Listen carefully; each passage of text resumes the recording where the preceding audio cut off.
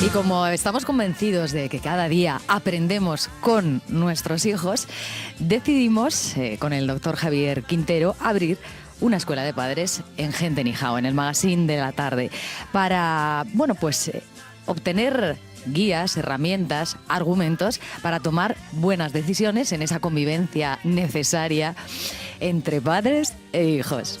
Hoy el tema que os proponemos es el liderazgo, cómo convertirnos en guía, en faro, en referente de nuestros hijos. Yo desde luego voy a aprender muchísimo gracias a que nos acompaña el jefe del Servicio de Psiquiatría Infanto-Juvenil del Hospital Infanta Leonor de Madrid y además director de la escuela SickKids, que la encontramos en Pozuelo y en Madrid. Buenas tardes, doctor Javier Quintero. Muy buenas tardes, Rocío, ¿cómo estás? Pues muy bien, con muchas ganas, como decimos, de introducirnos en las casas de todos nuestros oyentes y bueno, pues si podemos guiarles para que esa convivencia sea más sana, más fructífera y provoque mayor bienestar y felicidad, pues hombre, yo creo que un granito habremos puesto, ¿no? Yo creo que ese es un objetivo fantástico y encantadísimo de poder intentar colaborar y ayudar en ese sentido.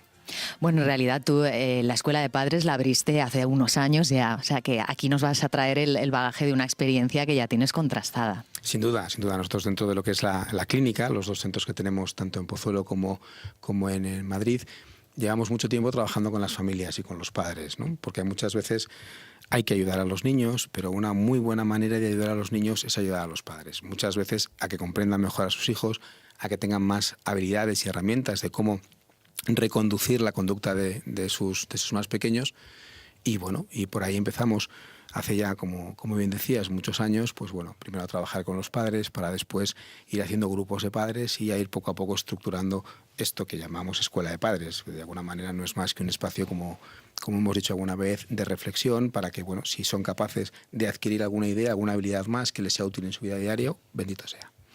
Pues vamos a comenzar con aquellos problemas que más comúnmente encontramos los padres a la hora de ejercer ese liderazgo no impuesto, ¿no? Entiendo que tiene que ser porque al final los hijos lo respetan, ¿no? ¿Cuáles son los problemas más habituales, los choques? Claro, yo creo que cuando hablamos de liderazgo hablamos de una habilidad cambiante. No tiene nada que ver lo que necesitamos para un niño de 6, que de 10, que de 14, que de 18. Incluso más adelante. Y lo que es muy importante que los padres y las madres entiendan es que alguien lidera siempre. Y nosotros tenemos la posibilidad, nosotros hablando como padres, tenemos la posibilidad de ocupar ese espacio. Un espacio que nos es naturalmente nuestro, que desde pequeñito no es cuestionable, y que nos lo van a cuestionar, y que eso es parte de la maduración y del desarrollo normal de la adolescencia. Pero ahí podemos actuar, es decir, podemos hacer dos cosas: enfadarnos de por qué nuestro hijo nos está retando o intentar entender por qué nos reta y qué podemos hacer para ganar ese reto. Cuando hablamos de liderazgo padre o madre, o sea, ¿es padre o madre o padre y madre? Bueno, eso no va vinculado al género, es decir, hay madres que lideran fenomenalmente sus familias. Pero siempre es uno de los dos el que lidera más, ¿no? No, puede ser perfectamente los dos. Y de hecho esto es mucho más interesante desde el punto de vista del funcionamiento familiar cuando mamá y papá lo tienen muy claro los dos. Y los dos tienen muy, muy claro los papeles, los objetivos, las rutinas, la vía de comunicación. Es cierto que, que la madre puede tener unas habilidades, el padre otro, y ser capaz de trabajar en pareja. De trabajar en pareja por conseguir una mejor estabilidad para sus hijos. Cuando decimos, doctor Javier Quintero, esto popularmente, el poli bueno y el poli malo, ¿esto funciona? Eso funcionaba en las películas americanas de los 80. Yo creo que ya no tiene mucho sentido, ¿no? Y sobre todo dependiendo de lo que queramos hacer. Otra cosa es que en momentos puntuales, por ejemplo, ¿no? en la imposición de ciertas consecuencias por alguna transgresión muy importante, un niño le haya liado parda y que mamá y papá tengan que tomar una consecuencia y hay que ser muy contundente. Los dos pueden ser muy contundentes, pero uno puede aflojar un poco más, ¿no? Es decir, de alguna manera que el hijo perciba que lo que ha hecho está rotundamente mal, que mamá y papá tienen clarísimo que eso no se puede hacer, que la consecuencia es gravísima, pero que en un momento determinado alguien puede hacer un poco más de poli, por decirlo de alguna manera. hay algún momento en el que los hijos confrontan la autoridad de los padres, ¿no? Y entonces empiezan a recibir una orden y a decir no o por qué. ¿Cómo actuar ahí? Hay momentos, al no aparecen varios momentos evolutivos del niño y el por qué en otros momentos evolutivos del niño. Es muy importante entender cuál es el significado de las conductas. Una de las cuestiones más importantes que yo querría recalcar es cambiar el modelo de la reacción por la acción, la preocupación por la ocupación. Es decir, a mí me vienen muchos padres, no, es que reaccioné fatal. Mal, no se reacciona, se actúa. Oh, estoy muy preocupado, deje de preocuparse, vamos a ocuparnos. Es decir, que en realidad en todo esto no son juegos de palabras, son reflexiones que van más allá de la mera semántica. En ese sentido, es ver lo que ocurre. Es decir, una de las cosas que es muy importante es que el padre y la madre han de ir siempre un paso por delante de sus hijos, en la medida de lo posible. De manera que cuando el niño empieza con ese punto posicionista, pues saber manejarlo. Si el niño en el punto posicionista encuentra un refuerzo emocional, es que mamá y papá se enfadan, encantado, él va a seguir en ese punto posicionista. Si con la pregunta lo que está es intentando mejorar su información, fantástico, sentémonos y expliquémosle el porqué de las cosas.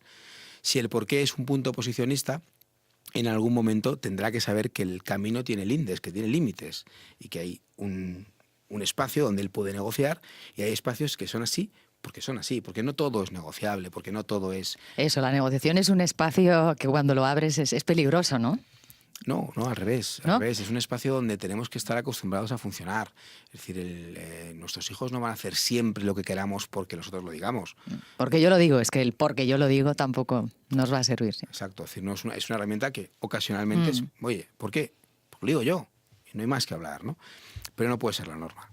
La norma está en intentar, bueno, pues como digo, ¿no? Si conocemos bien a nuestros hijos, seremos capaces de anticiparnos a nuestras demandas, estar más o menos prevenidos de lo que va viniendo y, bueno, pues ir gestionándolo con un poquito más de mano izquierda.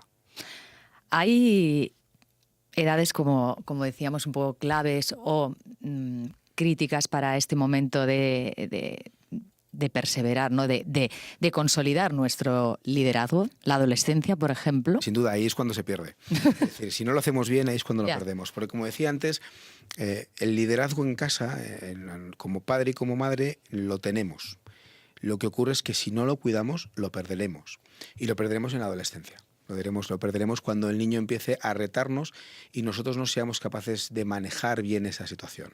A un niño de 6 años, mamá es la pera y papá es la repera. Es decir, que en ese sentido, como decía, el liderazgo nosotros lo tenemos. Y además lo tenemos por presencia, por afectividad, por todo. Pero es en la adolescencia donde tenemos que reforzarlo para no perderlo. Y es importante, entiendo, los comentarios que se hagan delante de los hijos sobre el padre o la madre, porque pueden restar ese papel o esa imagen que los hijos tienen de sus propios padres. Es decir, si tú haces una aseveración sobre tu madre, es que eres muy blanda, es que para esto no sirves, es que... Eso sí que es negativo siempre, ¿no? Hay una frase muy tóxica, es no le hagas caso, papá, o no le hagas caso, mamá. Que se escucha demasiado. Claro, por eso digo, ¿no? ¿Cómo no le va a hacer caso?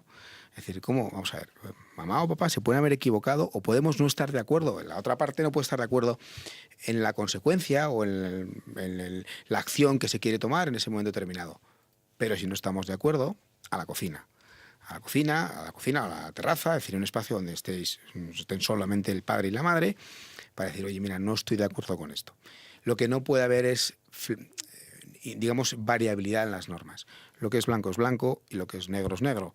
Y si dice mamá es blanco y si lo dice papá es blanco. Y si papá hoy está de buen humor es blanco. Y si papá hoy llega cansado de trabajar, ha tenido un día horrible, sigue siendo blanco. No puede ser que las cosas fluctúen.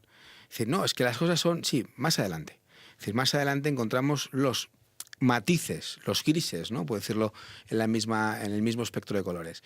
Pero cuando son pequeños, porque hablamos de cuándo perdemos el liderazgo, realmente no lo perdemos en la adolescencia. En la adolescencia es cuando nos hemos dado cuenta que lo hemos perdido mucho antes. Porque una de las cosas que perdemos y cómo perdemos el liderazgo es por no hacer bien las cosas durante el camino. La adolescencia no tiene que ser un periodo tormentoso de ninguna de las maneras, si lo preparamos bien, si vamos dándonos cuenta de las necesidades de nuestro hijo y si, como digo decía antes, nos anticipamos a ellas. Digamos que nos tenemos que adaptar a los tiempos en todos los ámbitos de la vida y en cómo nos comunicamos con nuestros hijos, pues entiendo que también, ¿no? Sin duda. Y además, no solamente nos tenemos que adaptar a lo que es la sociedad del siglo XXI y los cambios en las vías de comunicación y en las nuevas tecnologías, sino también nos tenemos que adaptar en función del desarrollo y la edad de nuestro hijo. La manera de comunicarnos, insisto, con un niño de 6 años es una, con un niño de 10 otro, a los 14 cambiamos y más adelante igual. Es decir, con lo cual tenemos que tener muy claro que la comunicación, que es una herramienta fundamental, la tenemos que trabajar desde muy pequeñitos, desde siempre. ¿Cómo hablamos con ellos? Pues evidentemente prestándoles atención a sus cuitas. Cuitas más o menos absurdas desde la perspectiva del adulto cuando tienen 4 añitos, pero tremendamente importantes para un niño de 4 años. Es decir, que a un niño de 4 años le quiten un juguete en el patio es una tragedia. Claro, para un niño de 4 años. Porque eso nos permitirá, si somos capaces de tender ese puente de comunicación constante, nos permitirá que llegados a la edad adulta, o a la adolescencia, mejor dicho, ese puente ya esté construido. Porque cuando empecemos a notar esa dificultad con el adolescente que está más en su mundo, que realmente el primo que está en segundo de derecho, que tiene un colega tal, ese es la pera, y el padre ha perdido la autoridad, la autoritas, no la autoridad, ¿no? La impronta, de alguna manera. Realmente el padre se da cuenta en ese momento, pero lo que no se da cuenta es que lo perdió hace mucho tiempo por no anticiparse a esa situación. Y los castigos, quiero decir, imponer los castigos y hacer que se cumplan, porque hasta el final, ¿no? Y explicándolo y que asuman ese castigo, que entiendan el porqué y sobre todo lo que digo, ¿no? Llegar hasta el final y hacer cumplirlo. ¿Esto nos ayuda a reforzar nuestro liderazgo? Castigar, hay que saber castigar. El castigo es una herramienta educativa, el refuerzo negativo es una herramienta educativa que deja de ser eficaz cuando es excesiva, es decir, cuando es inadecuada, cuando estamos constantemente castigando a un niño o esos castigos empiezan a ser desproporcionados, ¿no? Con lo cual, como en la vida, también hay que saber castigar. Y a veces en esas crisis de la adolescencia entramos en el bucle, ¿no? Donde en ese proceso, ¿no? del adolescente testando, ¿no? Provocando un poco a los padres castigan, provocan más, castigan más y entran en un bucle que a veces ha generado auténticos cismas en la familia, ¿no? Que no son capaces de salir de ellos, de ese bucle de y tú más, y tú más, y tú más, ¿no? Como si fuera el Parlamento de eso. Sí, sí. Ejemplo perfecto. Entonces hay que saber, y podemos esperar a que el adolescente con 13 años tome conciencia, pero es poco razonable esperar eso. Pero nosotros sí que debemos tener muy en cuenta que si entramos en la dinámica del castigo, el refuerzo negativo, si no lo usamos bien, no tiene sentido. Es más, es perjudicial para el desarrollo del niño. Pues sin duda, escuchemos a nuestros niños.